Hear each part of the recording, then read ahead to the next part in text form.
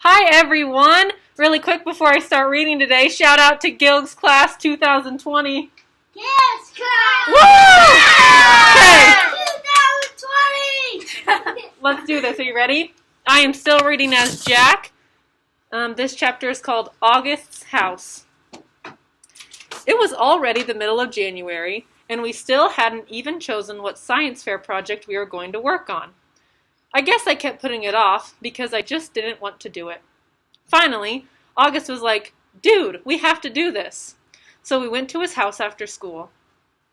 I was really nervous because I didn't know if August had ever told his parents about what we now called the Halloween incident. Turns out the dad wasn't even home and the mom was out running errands. I'm pretty sure from the 2 seconds I'd spent talking to her that Augie had never mentioned a thing about it. She was super cool and friendly towards me. When I first walked into Augie's room, I was like, "Whoa, Augie, you have a serious Star Wars addiction." He had ledges full of Star Wars miniatures and a huge The Empire Strikes Back poster on his wall. "I know, right?" he laughed. He sat down on a rolling chair next to his desk, and I plopped down on a beanbag chair in the corner. That's when his dog waddled into the room right up to me. "He was on your holiday card," I said, letting the dog sniff my hand. "She," he corrected me. "Daisy, you can pet her. She doesn't bite." When I started petting her, she basically just rolled over onto her back. "She wants you to rub her tummy," said August. "Okay, this is the cutest dog I've ever seen," I said, rubbing her stomach. "I know, right? She's the best dog in the world. Aren't you, girly?" As soon as she heard Augie's voice say that, the dog started wagging her tail and went over to him.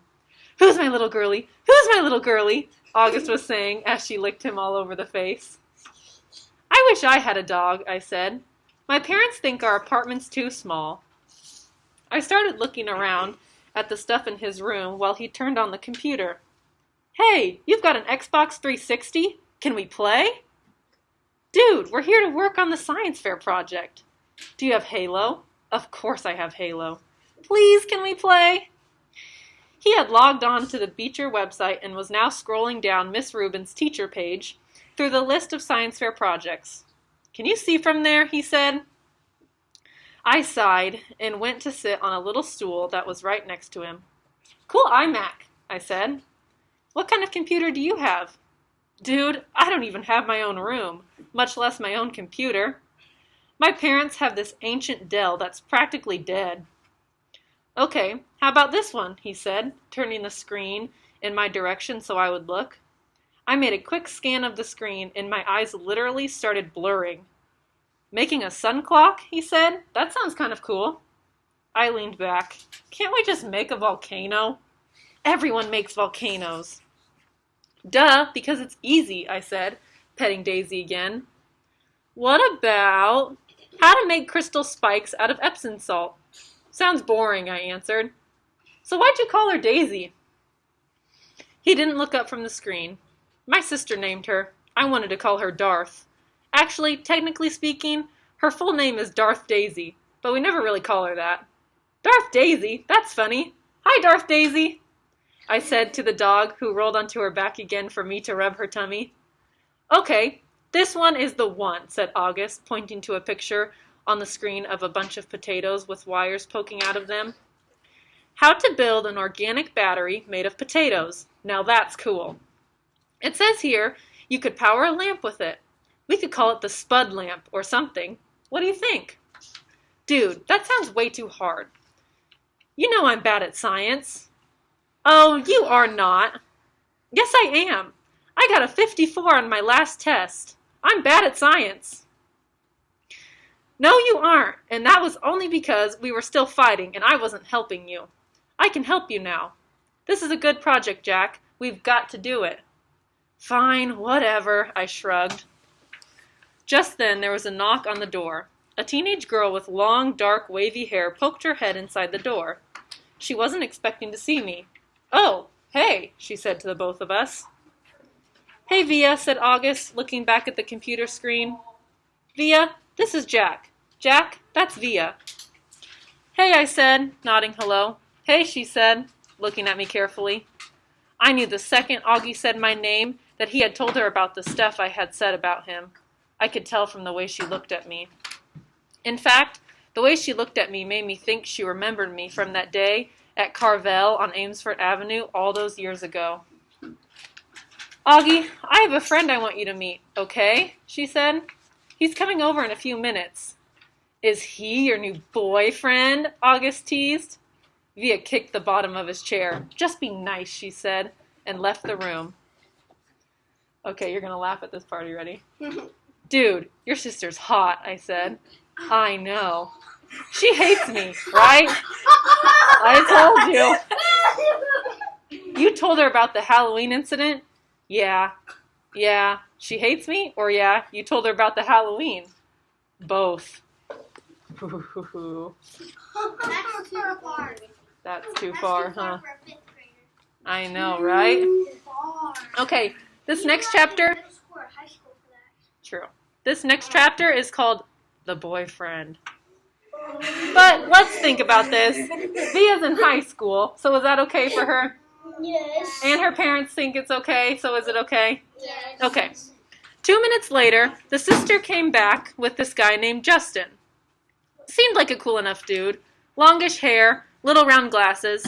He was carrying a big, long, shiny silver case that ended up in a sharp point on the end.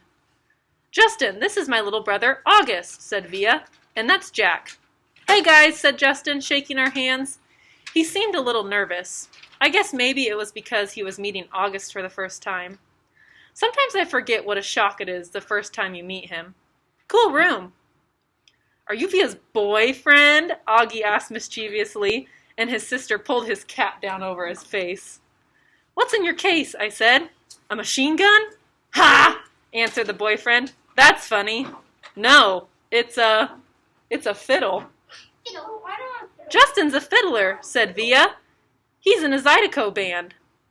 What is a Zydeco band? Said Augie, looking at me. It's a type of music, said Justin. Like Creole music. What's Creole? I said. You should tell people that that's a gun, said Augie. No one would ever mess with you.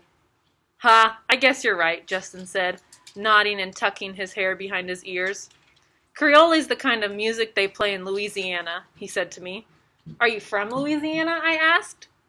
No, he answered, pushing up his glasses. I'm from Brooklyn. I don't know why this made me want to laugh. Come on, Justin, said Via, pulling him by the hand. Let's go hang out in my room. Okay, see you guys later. Bye, he said. Bye, bye. As soon as they left the room, Augie looked at me, smiling. I'm from Brooklyn, I said, and we both started laughing hysterically. They're kind of making fun of him, aren't they? Yeah. Okay, I'm going to read one more chapter. And this time I'm reading as Justin, so the guy we just met, okay? Justin. Justin. My dad's name is Justin. Yeah, really? No, Cool. my dad's name Oh. is Justin. Okay, one more. We can do this. Olivia's brother. The first time I met Olivia's little brother, I have to admit, I'm totally taken by surprise. I shouldn't be, of course. Olivia's told me about his syndrome. Has even described what he looks like. But she's also talked about all his surgeries over the years, so I guess I assumed he'd be more normal looking by now. Like when a kid is born with a cleft lip and has plastic surgery to fix it, sometimes you can't even tell except for the little scar above the lip. I guess I thought her brother would have some scars here and there, but not this. I definitely wasn't expecting to see this little kid in a baseball cap who's sitting in front of me right now. Actually, there are two kids sitting in front of me. One is a totally normal-looking kid with curly blonde hair named Jack. The other is Augie. I like to think I'm able to hide my surprise. I hope I do. Surprise is one of those emotions that can be hard to fake, though. Whether you're trying to look surprised when you're not, or trying not to look surprised when you are. I shake his hand. I shake the other kid's hand. Don't want to focus on his face. Cool room, I say. Are you Via's boyfriend, he says.